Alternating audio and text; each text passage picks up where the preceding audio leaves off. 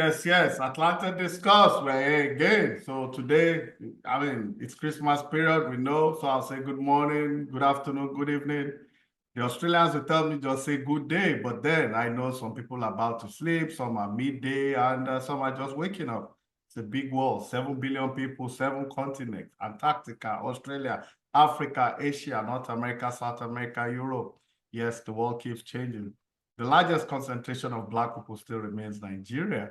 Now, we all know Nigeria is majorly known for oil as its major source of income, It's but there are 17 other hours. things, there are other things that Nigeria is seriously endowed with. That's why today we need to look at how to diversify that economy, It's not just enough to come here and criticize and say Nigeria is this, Nigeria is that. Let's look for solutions. And we have these scholars we always bring in.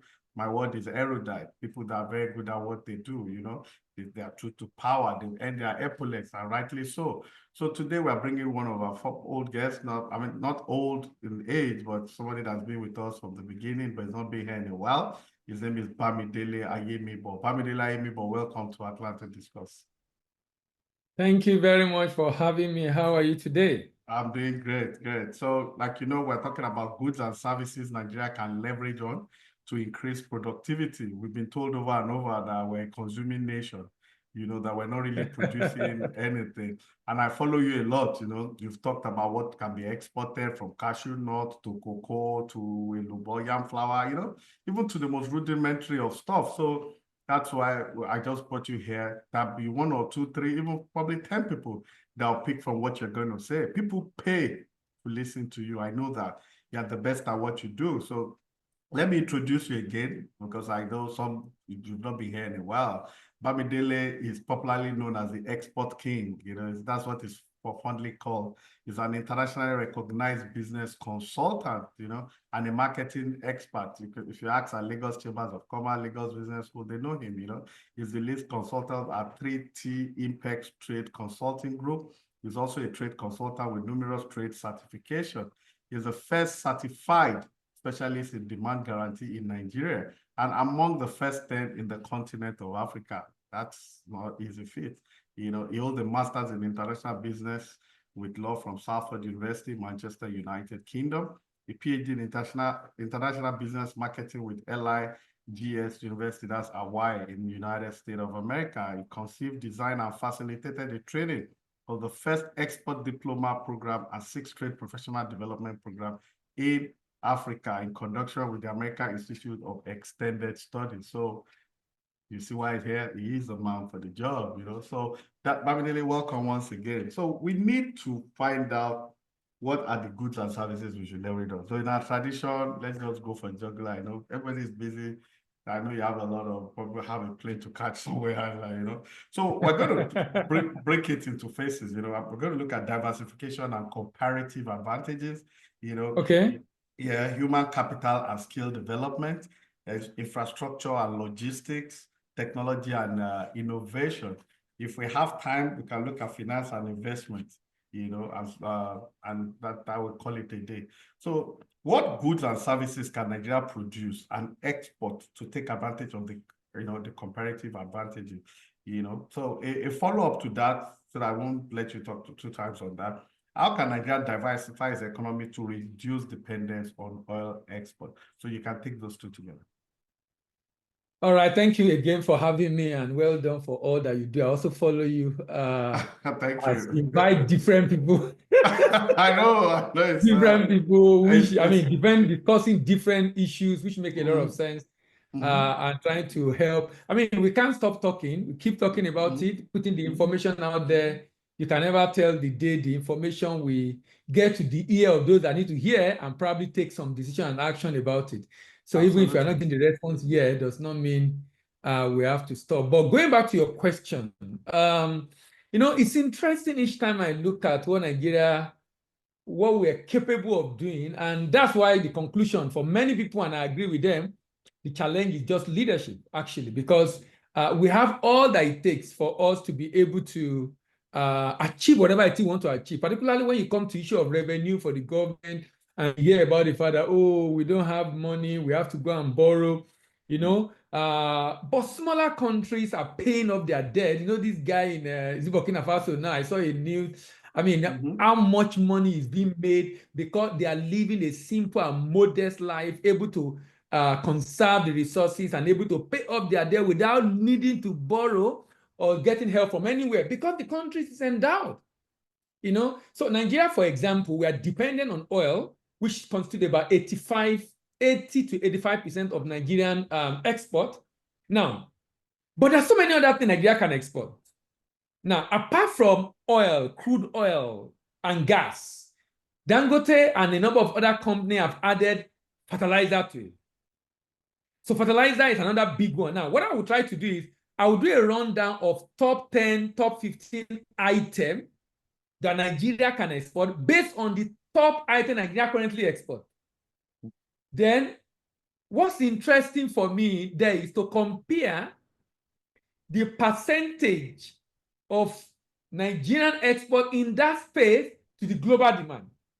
So when you look at the global demand, you just realize that even without much support on the part of the government, even with little in terms of number of exporters exporting these products in Nigeria, you just realize suddenly that there's so much opportunity. It might interest you to know that as big as Nigeria is, our top export, we are not meeting up 2%. Oh, wow. 2% of global demand of our top export. From top export, I mean crude oil and gas, to fertilizer, to oil seeds like sesame seed, to cocoa product and cocoa preparation, to edible nuts like cashew nut, granite, to aluminum product, to ship and boat floating structures, to copper and articles of it, to ores and slag, to nuclear reactor boiler machineries, to plants, plant-like products, to lead, minerals, tobacco, raw hide and skin, fish, rubber and its article, coffee, plastic. All these products I've mentioned, Nigeria currently export them. But what's interesting is that Nigeria is exporting, as of 2023, Nigeria exported over $55 billion of crude oil. But that's less than 2% of global demand for crude oil. So if you look at the fact that there's so many products, in fact, Nigerian Promotion Council confirmed that Nigeria export last year was over 200 items. That means 200 different items that Nigeria exported. But when you look at the volume we are doing, it's so small. Fertilizer, Nigerian contribution is 1.08%. Cocoa, Nigerian contribution for cocoa is 1.23%. 1.23%. So when you look at what Nigeria is capable of doing, vis-a-vis what we are doing compared to the demand on the world, you realize that we are nowhere at all. And that's a good news for me, meaning we are not maximizing our potential, meaning we see our potential yet to be realized. That means if we get serious, then we can actualize this, which it get me excited to talk about some of these things. I mean, like you said, we'll be trying to educate about different products Nigeria export. We've done about 40 of them. I'll try to do it every now and then. And each time I go through it and look at what we have done compared to what we're capable of doing, it just tells us that, look, if we are not really very serious and we're doing this much, then when we are serious, we can do more, and we can do much more, because what we are doing right now is pretty much like, it's like we are doing it by default. No active support and effort on the government. Most of them are private sector driven, and many private sectors are not even there, because as of today, as of last year, total exporter in Nigeria are not up to 1,500.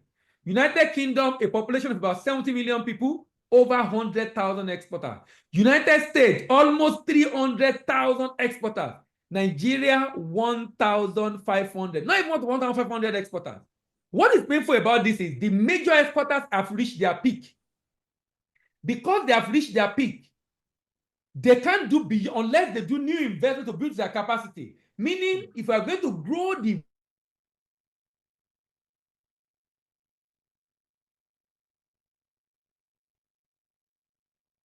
I was just saying that we have enough potential and there's a lot of room for improvement. And I was saying that these are why I get excited, the fact that we are not doing so much. we have so much we can do, and there's sort of room for improvement. So if we begin to get serious, then we can begin to do a lot more than what we are doing right now. Oh, fantastic. So now, I mean, diversification, comparative analysis, advantages, you've said that even the oil, I think our OPEC quota is about 2 million barrels a day. I think we're doing about 1.4, 1.5 thereabout. So we're not even maximizing that. I think that's part of what you're trying to say. So, I mean, looking at sesame seeds, fertilizer, there's room for improvement, but we're also not leveraging on that. And, so let's look at, I know you said so much on this in the past, so let's just look at human capital development and all that, So now, my first question to you on this is about brain drain. People are leaving, the youth of this country, they are living in growth, and they don't look like the type that want to come back. Canada, some are even going to old Soviet country, Latvia, Georgia, and they're adding values. Nigeria are extremely brilliant people, You have our youths all over United States. People are in Brazil now, just to imagine the Caribbean still. So how can we, stop the top talent leaving the country? Because at the end of the day, we will have a manpower problem, even when we have the requisite leadership. What do you think? I know you are still here, so that's good news. If we don't give priority to talent, if we decide to look away from talent and use tribalism and use nepotism and use man no man to give opportunity, the talent is going to leave. It's going to leave and go to places where it's going to be appreciated. What has happened to us is the fact that we do not appreciate our talent. Before I came on board, I was looking at some data for professionals in Nigeria. I stumbled on it on LinkedIn, and I saw the one for doctors, in particular in the medical field. And I see some states have less than 10 dentists, less than 10 in a whole state, dentists. Oh, wow. Less than 1,000 doctors in states that have millions of citizens. So, talent, because, you say what?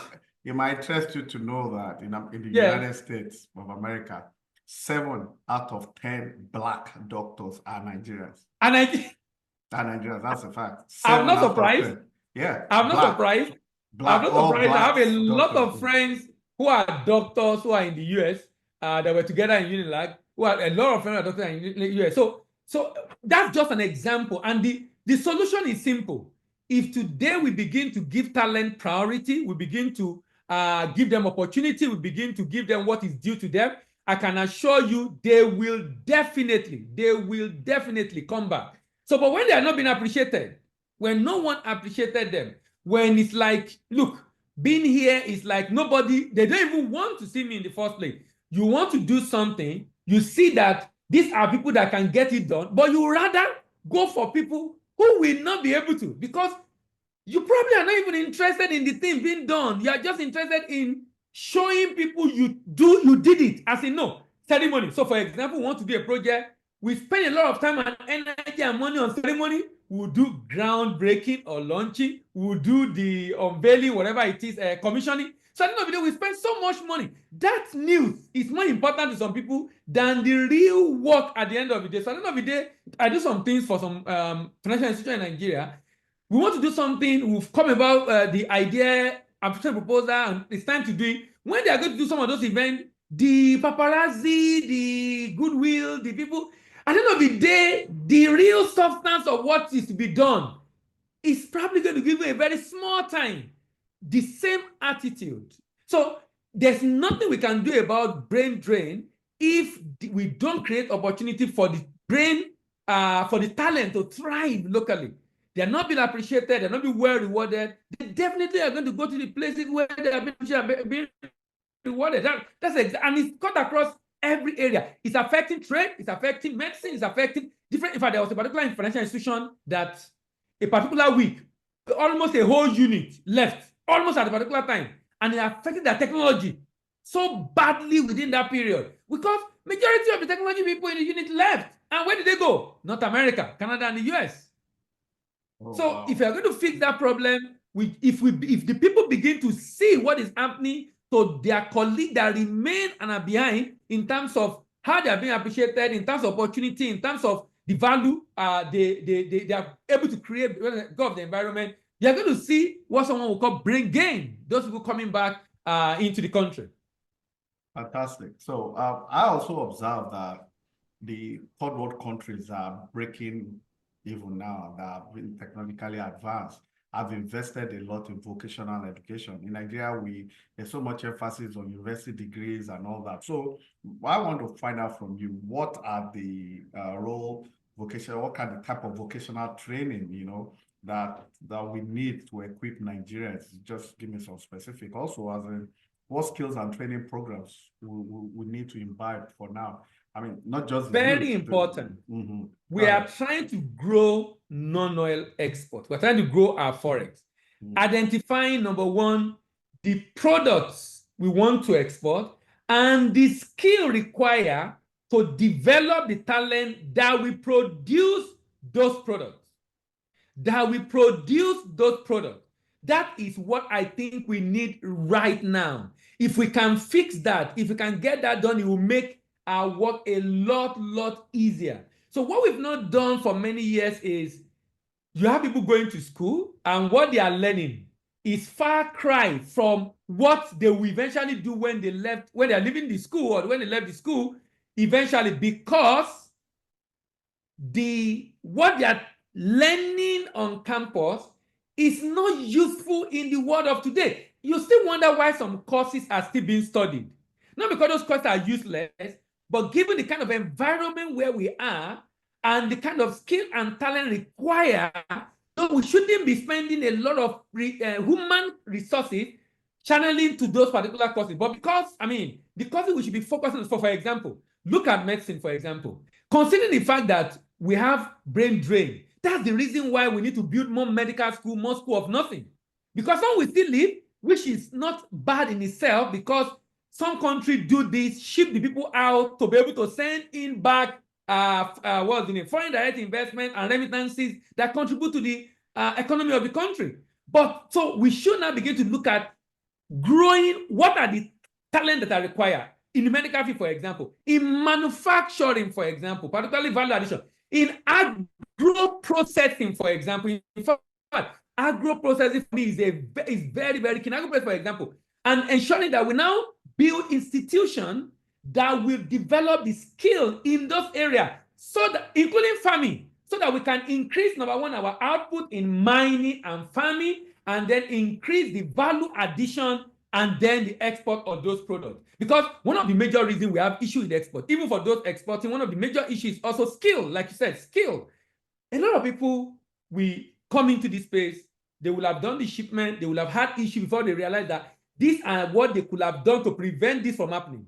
But because they don't have the skill, at the end of the day, it's after the shipment has been done, they realize they have made mistake, and eventually we'll be learning in retrospect and spending more after they've lost money. That's even if they remain in the business in the first place. So the skill should be channeled towards, there are some courses that we shouldn't be having in Nigeria. I don't want to mention any, so I won't disparage any course, but some of you shouldn't be having. We should be, if a state is starting, so a state say, okay, we're setting up a university. What would the university do? The first question is, what does the state need? What does the state need in agri, in technology, in processing, in manufacturing, in health? The university should have faculty that will turn out skilled people in those areas. Don't just say the university because we want to have a university. Just the way, because, every state African university, we must have African university. Why are we setting it up? What is it focusing on? So that at the end of the day, they call it from gown to town. As the people are graduating and having their graduating gown, they are going to town where they are solving problems for people and for the state in general. Oh, wow.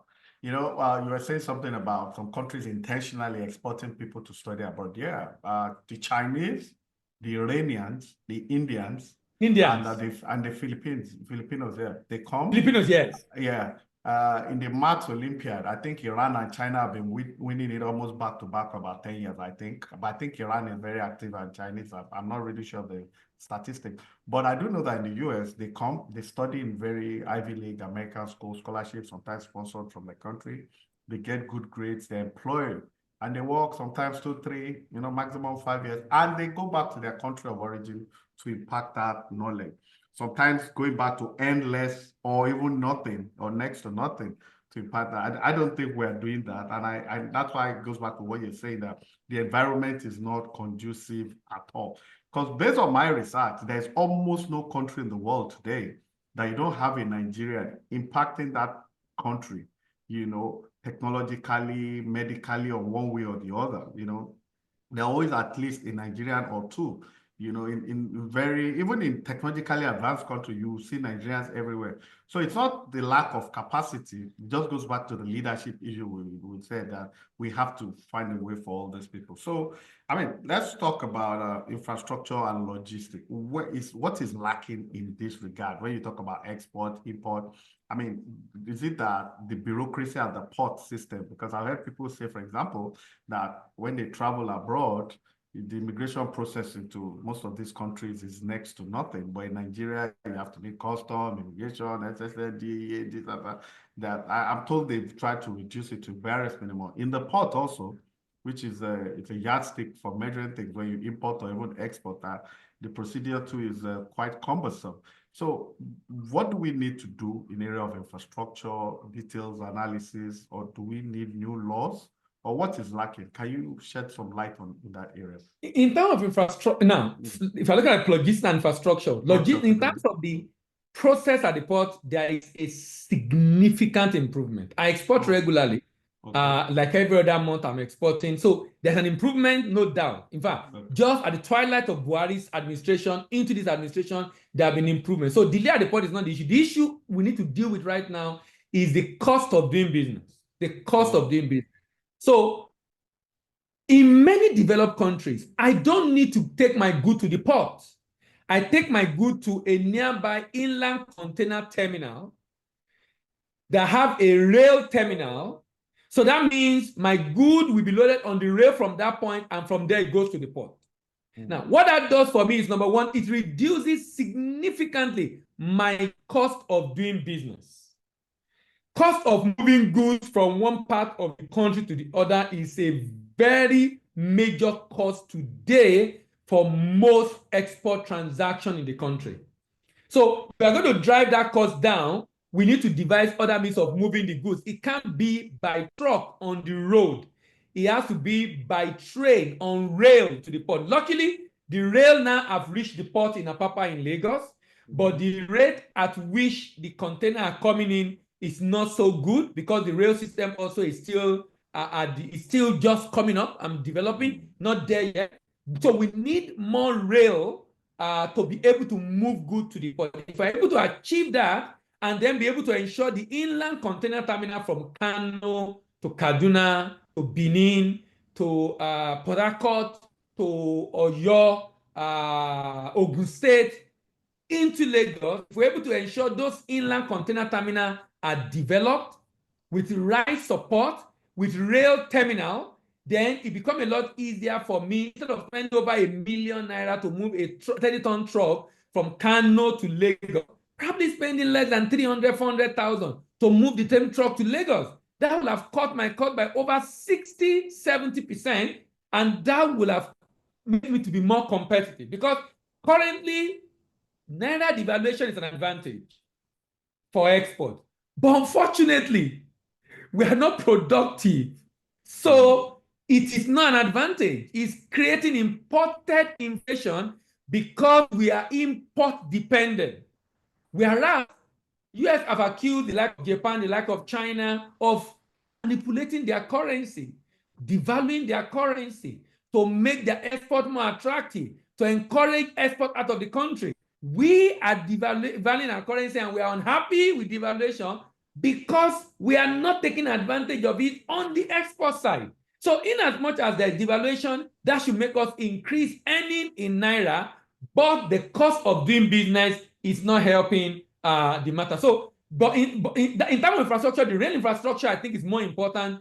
We also need other ports in Nigeria. We shouldn't be looking at, we already have Apapa Port. We now have Lekki Port. We are thinking of Badagry Port. So what happened to East? What happened to South? Why can't we have this port in diverse other locations so that we don't concentrate in Lagos?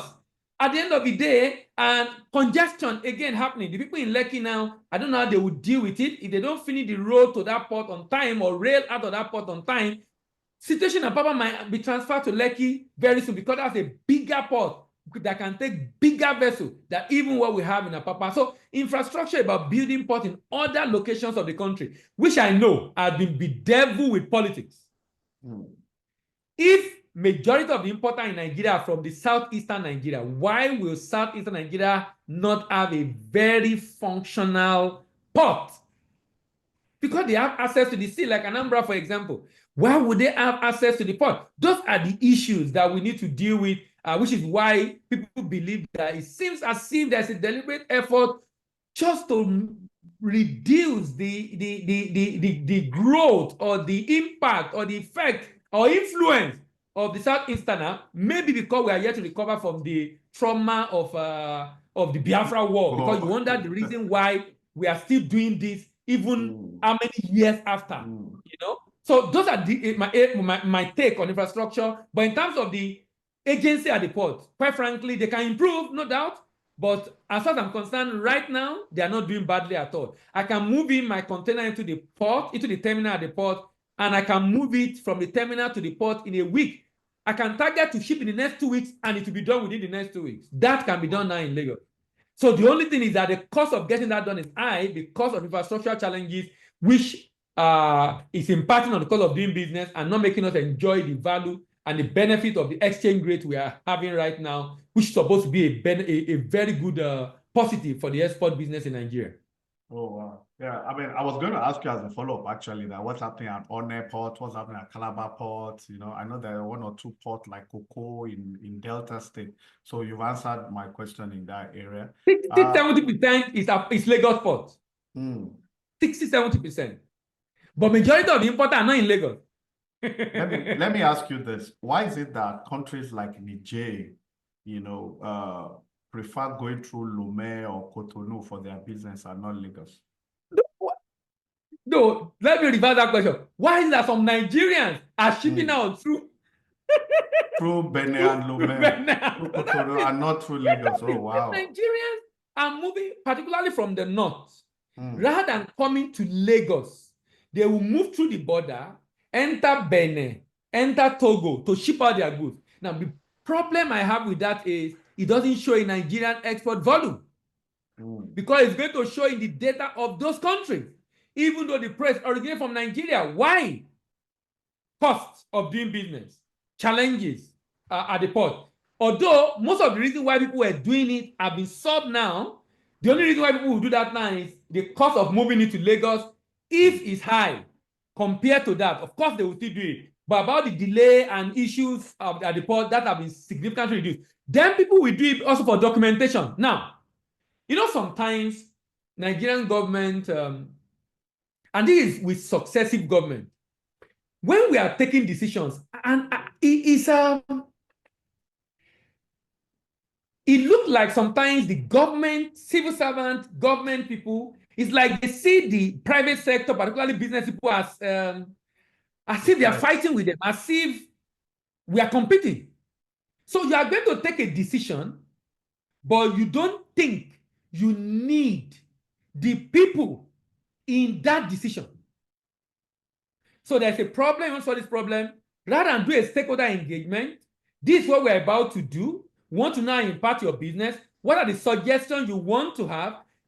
They just go ahead and do it unilaterally. Now, when the decision backfire, or some people sabotage it, or they don't get the result, then they will now do stakeholder engagement. But that could have been done ab initio, before you even start. So you see decision being taken that is sabotaging, hindering. We need forex, but we're taking decisions that are hindering discouraging exporter from bringing in forex. So if an exporter does not want to bring in forex, want to bring in forex, but want to declare like a regular FX to be able to sell in the parallel market, he will not do NXT, he will not do documentation. He will go through Benin, Togo. Because with that, the money comes to him, record is not in Nigeria. Nigeria is not even, the only thing you see is that he received money, he can claim the money for anything. Oh, wow. And we are losing those opportunities for us to be able to grow our export volume because we are now having a situation in which people are discouraged by the policy of the government as far as handling their export proceeds is concerned. So, for example, before Emefiele administration in CBN, Soludo defined unfettered access to forex.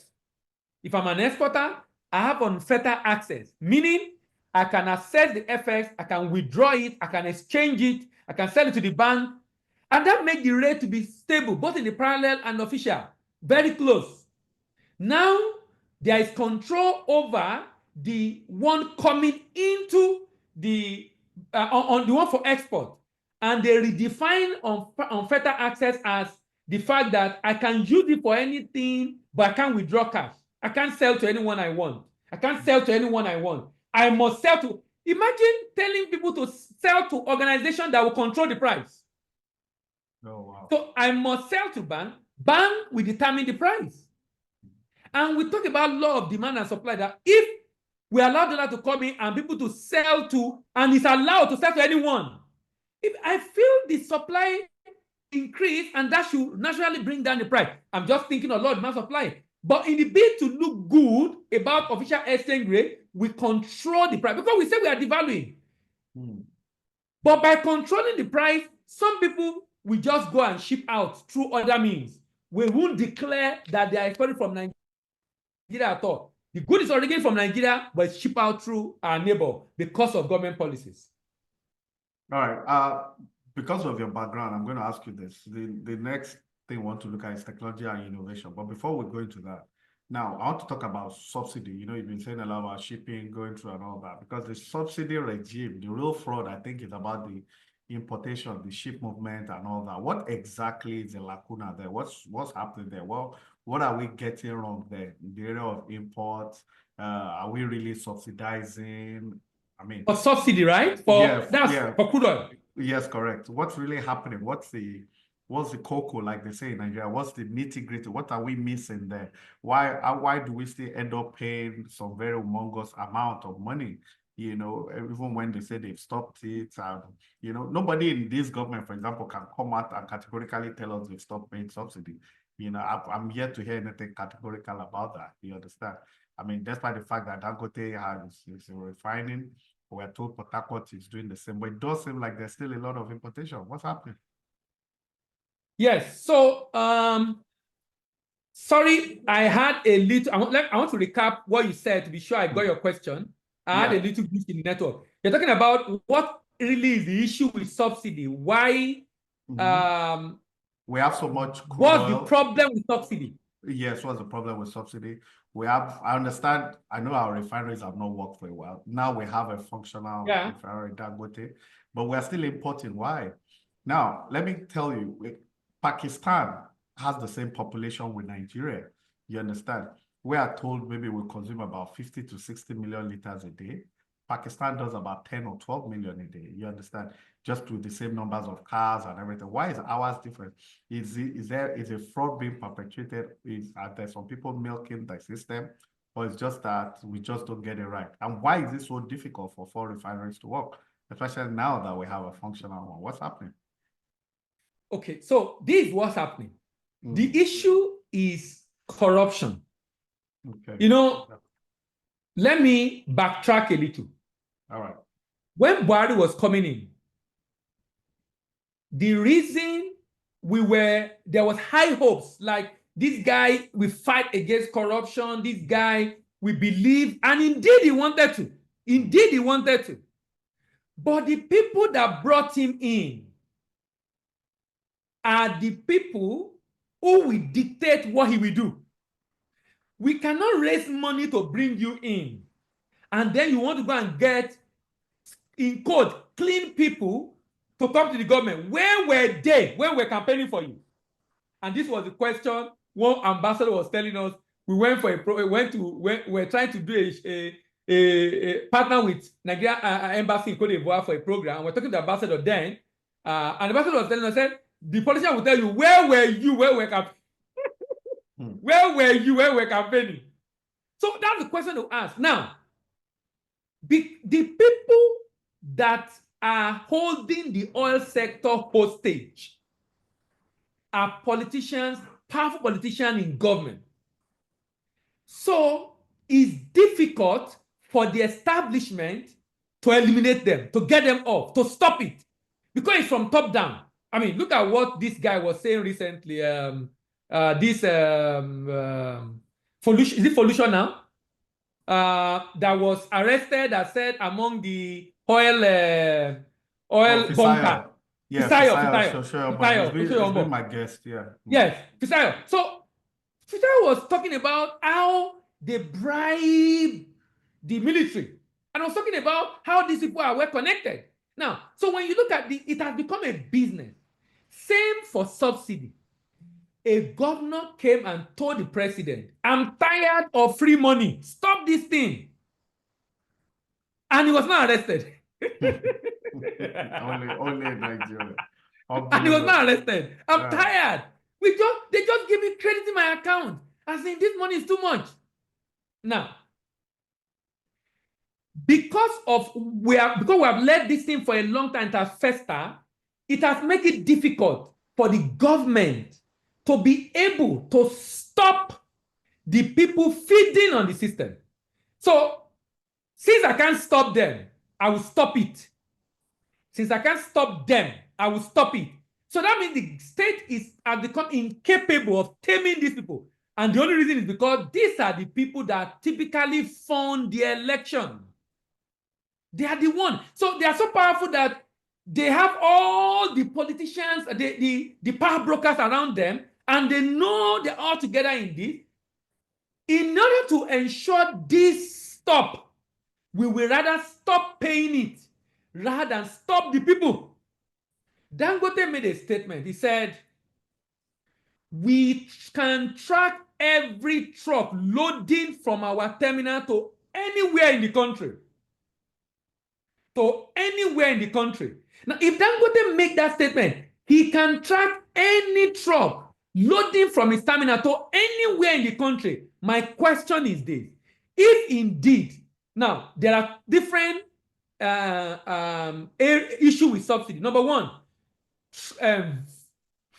fuel tankers, vessels coming into Nigeria, not unloading the goods, but have documentation that it came in as if it unloaded and went back. And then you claim subsidy on that. And the people who will eventually move the the petroleum product across the border to sell to other country and claim subsidy from Nigeria, which is why I explained the reason why you said our volume is way, way higher than expected. Because it's not just Nigeria consuming. When the subsidy was removed and the price of petrol went to Nigeria, our neighbors were complaining. They were riot. They were angry. They were particularly the border city with Nigeria, in Cameroon, in Niger, because they enjoy the benefit of this. But Dangote said, we can track. So why can't we allow Dangote to track? I'm of the opinion that crude oil is Nigerian product, right? We can sell to Dangote in Naira. We can give Dangote discount. So we know where we are paying the subsidy to. Give Dangote and tell Dangote, based on the price we are giving you crude oil in Naira, sell to Nigerian distributor, oil marketer at this price, so they can sell to Nigeria at this price. So we can crash the price of this product. Because we can give Dangote the crude oil that he needs. So instead of using that money to pay subsidy and giving it to people, and Dangote then can track the truck leaving, and we can identify the people moving the truck across border, and we can fix this problem. So I feel that there are more that meet the eye as far as the issue of subsidy is concerned, there's something that NNPC politicians are not telling us as far as this is concerned, because we really can solve this problem. Energy subsidy is not just Nigerian thing. Countries that want to support their manufacturers subsidize energy. Why? To reduce the cost of doing business and keep the factory running in a competitive way. So I feel we can solve the problem if you want to solve the problem. But see, right now, I'm not sure we want to solve the problem yet. So clearly, we all agree it's failure of leadership, because yes. The custom is involved, immigration is involved, the Department of Security is involved, the military is involved. They're all making money from it. The politician is making money from it. I mean, I've read now that I was just going through a mail I got the Dangote people, they're already exporting to Cameroon, Angola, Ghana, and South Africa. That's highly commendable. Dangote can do without Nigeria. And Nigeria will be the loser. It's it's painful the way we allow politics to affect the way we do business in Nigeria. We said refineries are not working. Someone invested $20 billion to solve the problem that government have not been able to solve. Instead of government supporting him, government agencies are sabotaging him. It's unthinkable. In some countries, they'll be worshiping Dangote. They'll be worshiping. Absolutely. They'll be worshiping it. But it's like we dish our people the same thing we were doing to the doctors, to engineers, to IT people, to the professional that made them to leave. That's what Dangote said. If he knew he was going to face what he faced, he won't start. Oh, wow. That if he had the opportunity to do it again, he wouldn't do it. And foreign investors are listening. Foreign investors are watching. Yes, if we are doing that to our own person, someone will come out and say Dangote is looking for monopoly. What do you mean by monopoly? Tell me any foreign direct investor who has invested 20 billion in Nigeria in the last 20 years. Who is it? Why will he not enjoy it? If you say enjoy monopoly, you have Porako Refinery, you have Warri, you have Kaduna. Make it work so you create competition. Give license to others. Boy is already building his own in South. So at the end of the day, even if there's monopoly, it won't enjoy that for too long. We can't say it's enjoy monopoly. He invested $20 billion. What are we talking about? It's like you say he's like, who can compete with him? Who can invest that kind of money? Even foreign direct investment. Who can do it?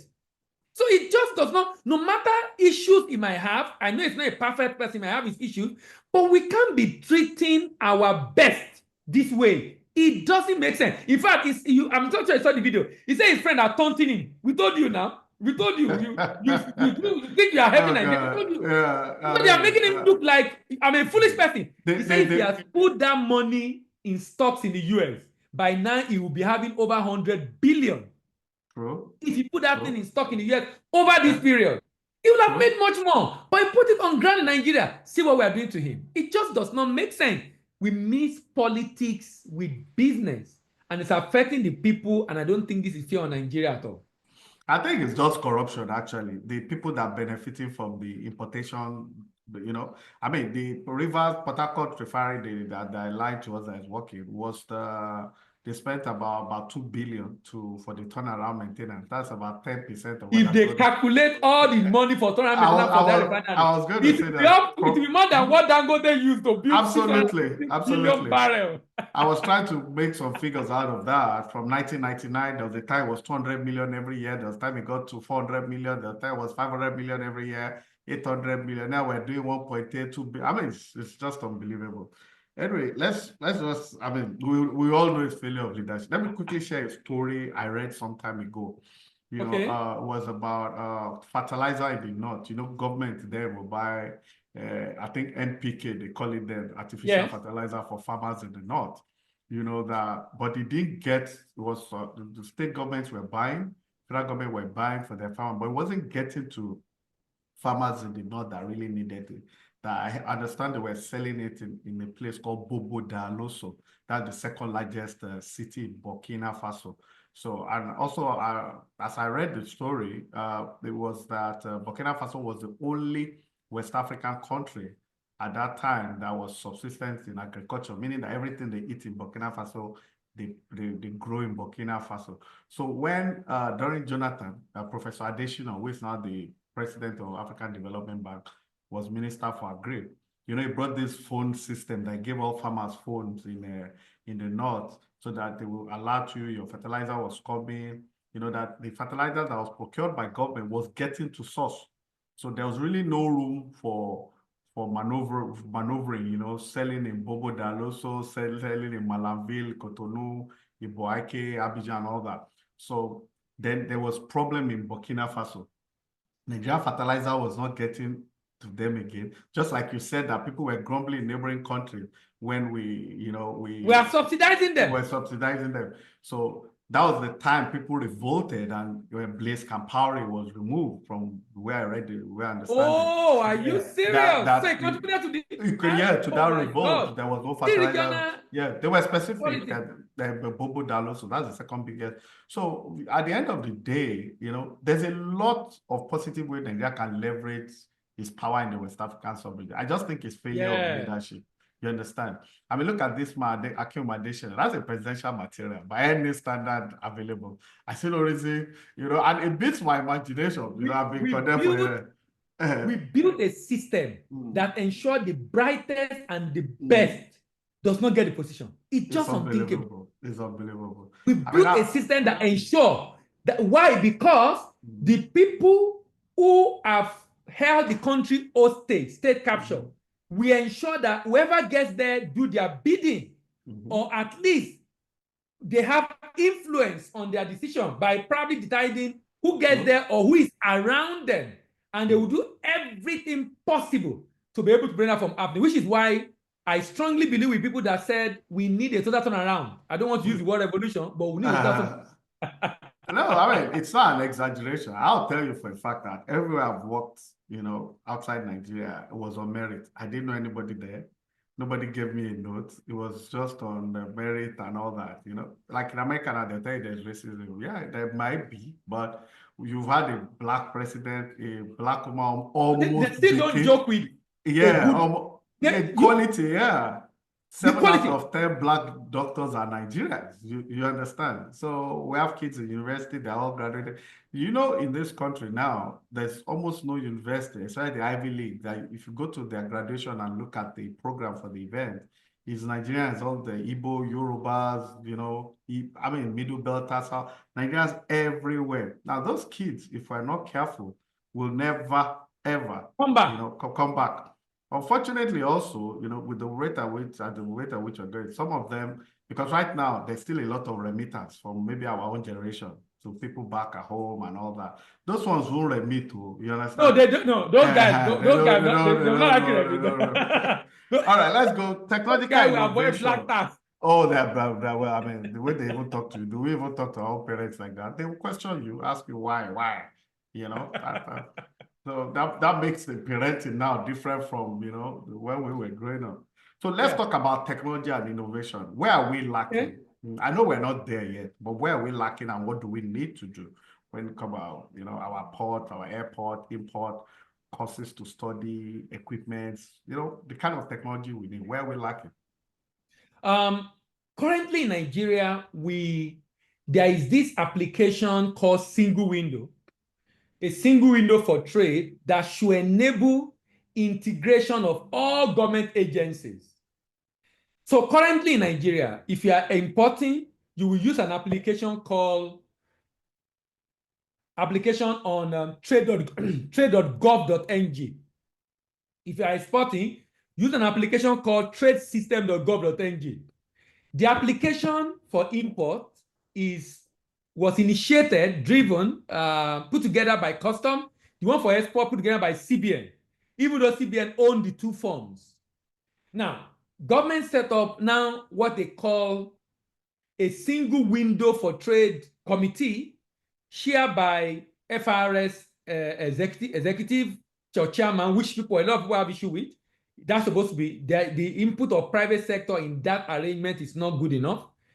Now, with that technology, because the way trade is going, actually, trade is getting to the point where COVID, God forbid, it happen again. If such happen again, should not affect trade, because the the backwardness of trade in the world was exposed during COVID. How was it exposed? So if I'm exporting to the US, I will send shipping document to my bank. After the good is on the way, on the water to the US, I'll send shipping document to my bank. My bank will send it to a US bank. The US bank will release it to the American importer. American importer will now go and clear. Meaning there must be a physical document from the bill of lading to the invoice to the packing list to the certificate of origin. All these documents will be physically shipped through courier. When COVID happened, flights were cancelled. Courier could not work. So we could not send this document. Thousands of transactions across the world were affected, delays, demurrage, losses because of COVID-19 pandemic.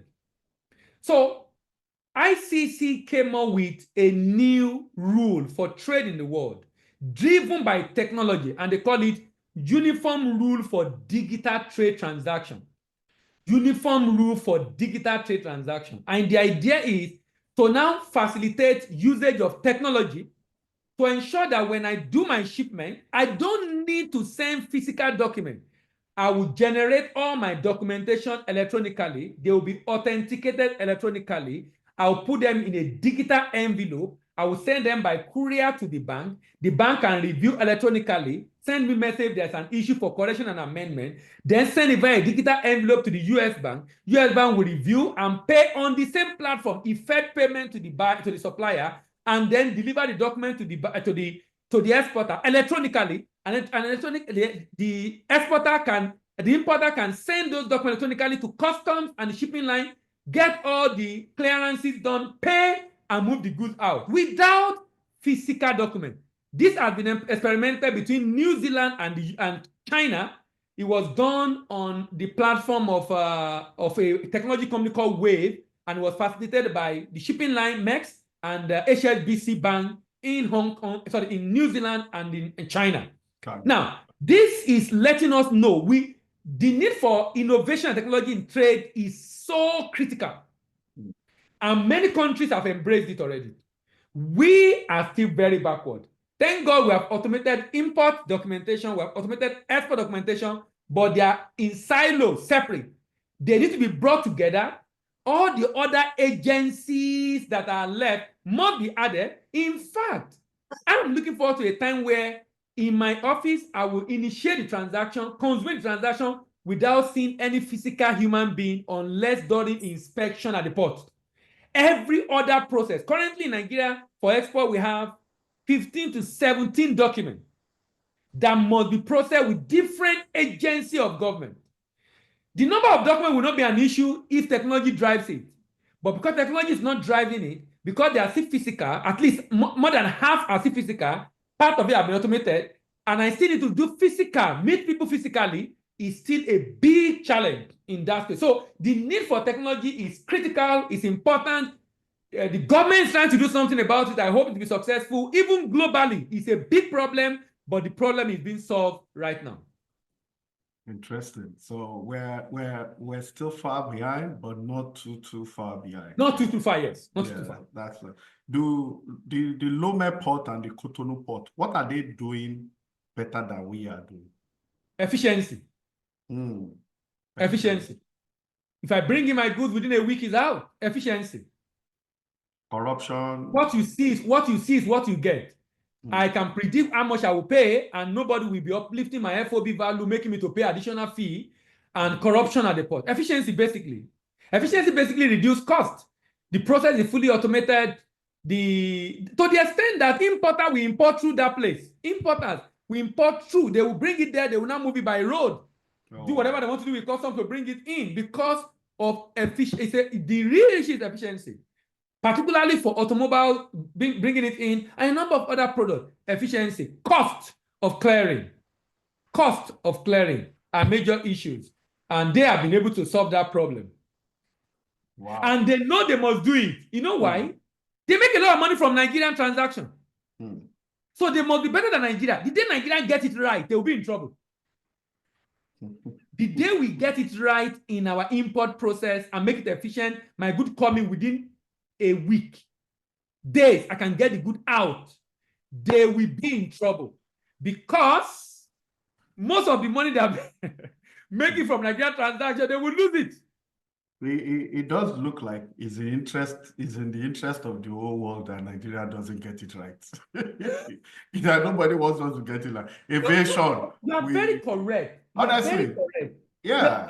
Our inefficiency, our not getting it right is benefiting Honestly, lot of everybody, people. the Europeans, the Asians, the largest concentration of Black people. Sometimes people accuse me, why do you always talk about Nigeria? I said, look, it baffles me that a country with so much potential, so much resources, technological know-how. I mean, the people, human capital development, people that have developed themselves. Nigerians are extremely brilliant people, and we don't even have a functional airline. People say, okay, no more national carrier, but how many flag carriers of Nigerian origin do we have? The ones we have, we're killing them. You understand? There's so much frustration.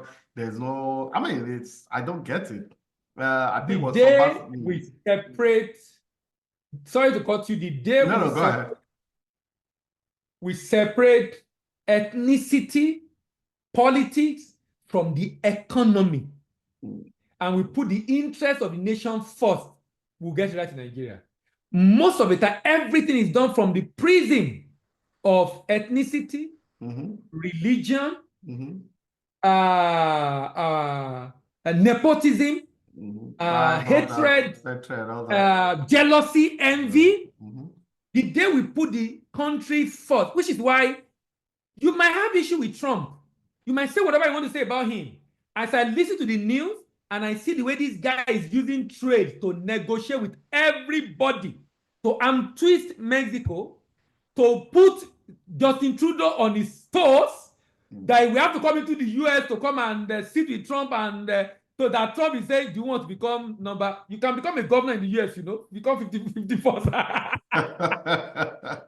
I mean, it's just China, it's using trade because it just understands we are the largest importer in the world. Everybody is doing business with us. If you want to do business with America, then you must do things in American interest. I mean, so it's just leveraging on their strength. Yeah, we've had presidents in Nigeria of northern origin that were more loyal to neighboring countries like Chad and Niger. Yeah, I mean, historically, I mean, there was a time, I think, an ECOWAS, OAU Secretary General, was it that he died or was sacked or something, and the Assistant Secretary General was an Igbo man, you understand? The then president refused to support that Nigerian, a Nigerian that people have been congratulating, or other African leaders have been congratulating that you are the next Secretary General of OAU. The then president, who was Buhari, I even have to mention his name, supported a candidate from Niger Republic ahead of a Nigerian because it was Igbo, So you can see that our loyalty, it just goes back, in my opinion, it just goes back to the way we're created, the origin of how Nigeria came about. And it gives credence to those that said we're not even supposed to be together. And I have, in my own research, and I've looked at it, that if you go to Zaria, where Zaria is located in Nigeria, if you draw a line, not vertical, horizontal line across West Africa, from Cameroon all the way across the West African coast, you discover that everything above that Zaria line, it's Islamic. In northern Cameroon, you have Marua, Garua, the northern part of Nigeria. There are a lot of Christians in northern Nigeria, but they're all below that line. Now, when you get to Benin, you see Malanville, Parakou, they're all Islamic above that line. Even the Tamales of Ghana, the Boikes you understand? The only semblance of a mixture of religion beneath that that line are the Yorubas, Yorubas in Benin Republic and Nigeria. So when you look at it, maybe, and I rightly say that people should they cohabit with people they want.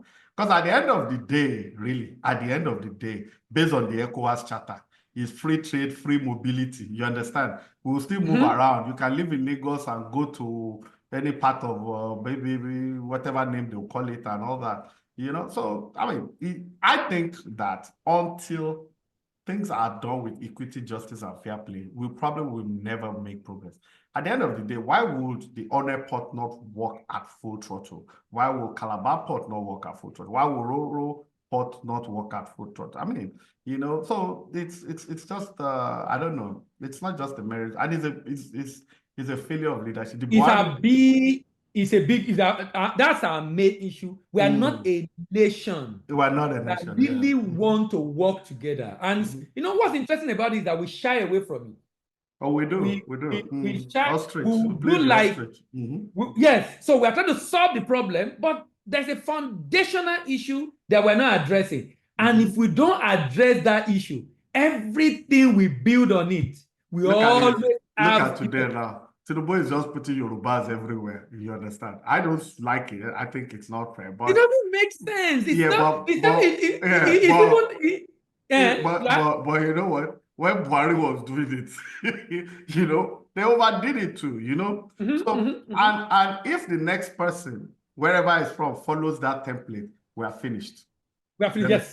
Because you cannot that is not merit-based in shape or form. You understand? That's not exactly what I was saying about people living. Not merit-based. I saw the new accountant general. I saw this. I was like, man. And Yorubas, coincidentally, I mean, Yorubas in the past were said to be merit-based. You understand? We really don't care who's doing it, so long you can do it well and all that. No, but Obasanjo did that. Obasanjo did that. So it wasn't something that Obasanjo did that. So it's not like we've not done it before. Obasanjo did that. So if Obasanjo did it because of, and I think it's the last that, okay, Jonathan also did something a bit better.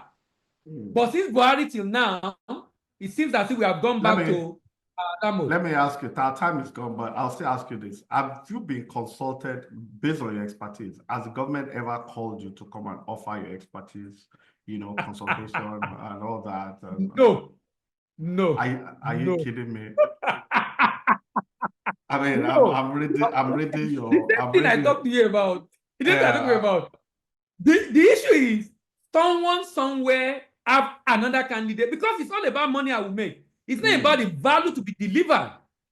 So someone somewhere prefers someone else to be able to do whatever it is that will be done. No, that doesn't have your CV. Can you imagine that? I mean, yeah, Yoruba, it should be, because you should. There's no reason you shouldn't be on the board of the Nigeria Export Promotion Council. Honestly, based on your pedigree, I've seen what you do. You're not the first person talking about it. Yeah, because Lagos Chambers of Commerce, the most serious chambers of commerce in Nigeria, of course, they don't joke with you. The Lagos business, I know, I follow you, banks, financial institutions.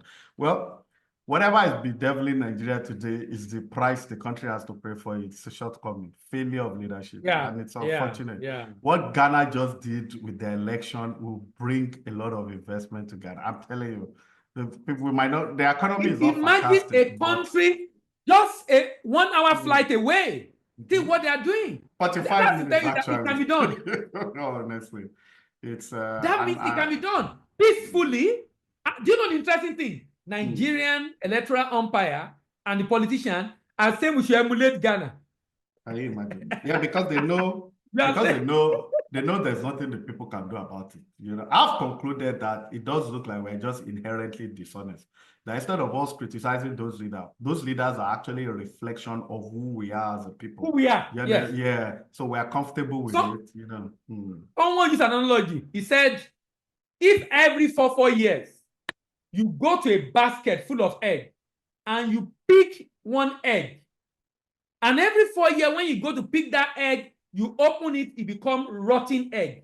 Another 4 years you go again and pick up the egg and it's rotten egg. He said, don't you think that basket itself is a basket of rotten egg? Fantastic analogy. The fact is that we are just a reflection of whatever leader we have. Which is also the reason why we are not able to do what we need to do to put them in check. I know. Because if we are not, the revolt will be more such that they won't be able to do what they are doing. Absolutely. It's turn by turn Nigeria Limited, actually. Everybody's waiting for their turn to slow. Now our debt profile is humongous and it's climbing. It's going to get worse. So what we do and why we do it is just to put it on record, and we said it to it's not that anybody is trying to mock anybody. This thing is not rocket science. This is what you have to, and it's been done. Look at Argentina now. The president is not perfect, but it's balanced the budget. Their deficit is now zero now, if not zero. and he's cutting costs. He's not living above his means. The guy is flying commercial. You know, we are buying a brand. Anyway, I think discussing Nigeria sometimes takes a lot of energy. So, Bamidele Ayemibo, thank you very, very much. You are Thank you again for having me. Yeah, you're as constant as a Northern Star. We are proud of you. We follow you. I've spoken to people in West Africa that, I mean, they talk about you. People follow you, they know. So if Nigeria is not tapping, those are tapping. And please don't leave. We are the last one. So you are still our, you know, if you leave now, there's a, you know, I mean, I know something. We're here. I'm sure something we give eventually. What it is, yes, I don't know. I strongly believe that also.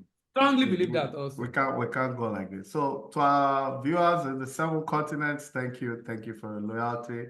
It's a wrap there. God bless you all. Bye. All right, bye-bye. Bye.